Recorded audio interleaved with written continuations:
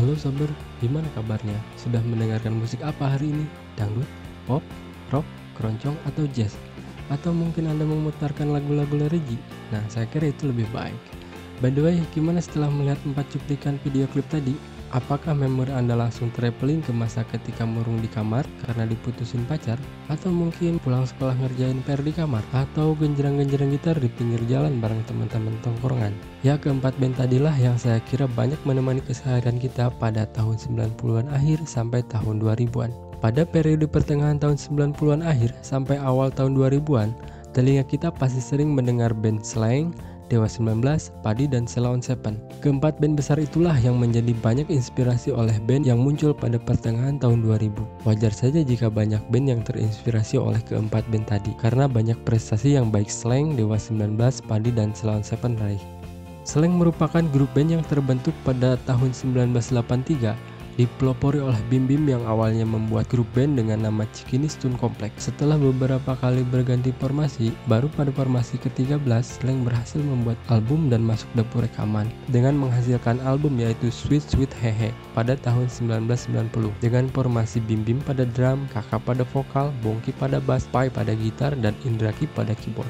Album yang menampilkan hits Memang dan Maafkanlah itu meledak di pasaran sehingga mereka pun diganjar BASF Award tahun 1991 untuk kategori pendatang baru terbaik. Album tersebut juga seakan menampar industri musik Indonesia yang kala itu masih gencar-gencarnya lagu Melayu seperti lagu Isabella milik Search. Dari saat itulah genre musik rock and roll blues akhirnya dekat dengan anak-anak Indonesia. Gaya mereka yang khas, cuek, selengean, tapi bersahabat berhasil menarik massa sehingga penggemar Slank menjamur ke seluruh penjuru negeri ini. Sehingga tidak heran jika pada setiap ada pergelaran musik, walaupun bukan band Slank yang main, bendera Slank selalu berkibar. Luar biasa.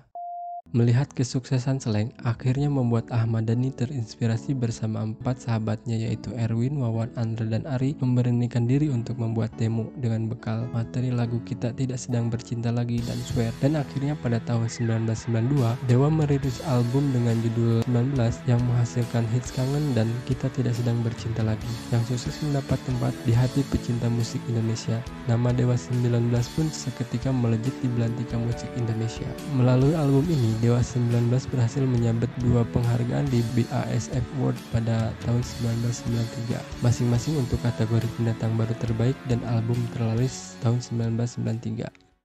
Berbicara band 90-an, kurang lengkap rasanya bila kita tidak membahas Padi. Band yang dimotori oleh Satrio Yudi Wahyono yang akrab dipanggil Piyu itu bersama Ari, Yoyo, Rindra, dan Fadli berhasil mendapatkan tempat di pendengar musik Indonesia setelah single mereka yang berjudul Sobat berhasil masuk dalam album kompilasi Indie 10. Perjalanan Padi untuk membuat album bisa dikatakan cukup berat karena sebelum berhasil melakukan rekaman, Piyu yang dari Surabaya pindah ke Jakarta untuk bisa melakukan rekaman dengan label harus bekerja di bengkel, menjadi cleaning service, dan sempat menjadi teknisi under Ramadan di Dewa 19. Sehingga pada akhirnya pada tahun 1999, Padi berhasil mengeluarkan album, yaitu album Lain Dunia dengan label Sony Music yang menghasilkan single hits Sobat, Mahadewi, dan Begitu Indah. Satu lagi band yang populer pada akhir tahun 90-an yaitu Sheila on 7. Terbentuknya Sheila on 7 berawal dari Adam dan Sakti yang memiliki band bernama WHY Gang. Mereka kemudian mengajak Duta menjadi vokalis untuk mengisi acara 17 Agustusan di perumahan tempat Adam tinggal. Setahun berserang, Y Gang sempat vakum beberapa waktu. Berkenalanlah mereka dengan Eros yang nantinya menjadi lead gitar mereka. Mereka berempat kemudian memutuskan untuk memulai sebuah band baru dan bertemulah mereka dengan Anton sang pemain drum yang dikenalkan oleh Eros pada saat latihan pertama band ini di studio. Setelah latihan pertama selesai inilah mereka memutuskan untuk menamakan band ini dengan nama Sheila Gang dan menjadikan tanggal 6 Mei 1996 sebagai hari lahir mereka. Pada pertengahan tahun 1998, akhirnya mereka mendapatkan kontrak rekaman pertama dengan pihak label Sony Music Entertainment Indonesia dan mengubah nama mereka menjadi Sheila on 7. Kata Sheila diambil dari nama teman SMA Eros dan juga teman SD Adam dan Duta. Pada saat Adam dan Eros berkenalan dulu, Adam memanggil Eros dengan panggilan, "Temannya Sheila ya?" Dan Eros pun menjawab, "Kamu temannya Sheila juga ya?" Sehingga nama Sheila sering disebut dalam percakapan mereka. Sedangkan on 7 maksudnya adalah menunjukkan 7 nada lagu, yaitu do, re, mi, fa, sol, la, si. Sehingga nama Sheila on 7 kira-kira artinya adalah teman-teman Sheila yang memainkan 7 nada atau bermain musik. Pada periode tahun 90-an akhir, kita lebih sering mendengarkan lagu-lagu dari 4 band besar itu lewat pemutaran kaset atau lewat radio. Seiring perkembangan zaman, kini kita tidak hanya bisa mendengarkan saja, tetapi kita bisa menikmati secara visual lewat media YouTube. Pada kesempatan ini, saya akan merangkum lagu yang paling banyak jumlah penontonnya dari Fantastic Four Band Indonesia yang kita bahas sebelumnya. Mari kita simak.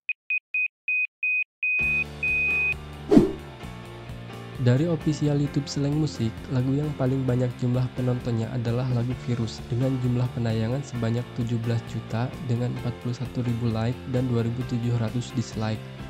Lagu Virus terdapat pada album studio ke-10 Slank yang dirilis pada tahun 2001, berisikan 13 lagu. Dan pada album ini, untuk pertama kalinya Slank menyelipkan musik orkestra yang dimainkan oleh Erwin Gutawa dan Ego di lagu #1. Lagu terbanyak yang ditonton di YouTube dari Dewa 19 ternyata ada pada saat vokalisnya Once, yaitu lagu Pupus. Dari official YouTube Musikindo yang merupakan label rekaman Dewa 19 pada saat itu, lagu Pupus ditonton sebanyak 61 juta dengan 116.000 like dan 6.300 dislike. Lagu Pupus terdapat pada album Cintailah Cinta yang dirilis pada tahun 2002 dan berhasil meneruskan kesuksesan album Bintang 5 yang waktu itu terjual 1,04 juta kopi. Lagu terbanyak ditonton di YouTube dari Padi adalah lagu Semua Tak Sama. Dari official YouTube Sony Music Entertainment Indonesia, lagu Semua Tak Sama ditonton sebanyak 42 juta dengan 7.400 like dan 4.400 dislike. Lagu Semua Tak Sama terdapat pada album Sesuatu Yang Tertunda yang diluncurkan pada 2 Juli 2001 dengan label Sony Music Indonesia. Lagu yang terbanyak ditonton dari Sheila on 7 adalah lagu Dan dengan jumlah penayangan sebanyak 66,7 juta dengan 204.000 like dan 9.300 dislike. Lagu Dan merupakan single kedua dari album debut mereka yang diberi judul sama dengan nama band mereka, yaitu Sheila on 7 yang diluncurkan pada tahun 1999. Lagu Dan berhasil membuat rekor, yaitu menjadi nomor 1 di chart MTV Ampuh selama 40 minggu dan berhasil menjadi Song of the Year selama 2 tahun berturut-turut, rekor yang berat untuk dipecahkan oleh band lain.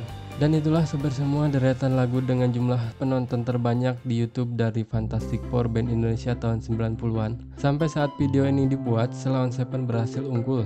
Jadi selamat untuk Sheila geng. Untuk Slankers, Baladeo dan Sobat Padi jangan dulu kecewa karena jumlah penonton sewaktu-waktu dapat berubah dan tidak bisa ditebak seperti dalamnya hati seseorang. Terakhir, saya ucapkan terima kasih bagi Anda yang sudah menonton sampai dengan detik ini. Semoga hari-hari Anda semua dinaungi keberuntungan dan pada layar terdapat 2 tanda jempol. Silahkan tekan salah satunya. Dan untuk tombol merah yang bertuliskan subscribe, mohon untuk ditekan karena jika masih berwarna merah, itu tandanya Anda harus berhenti. Dan berhentilah di belakang zebra cross. Apa iki?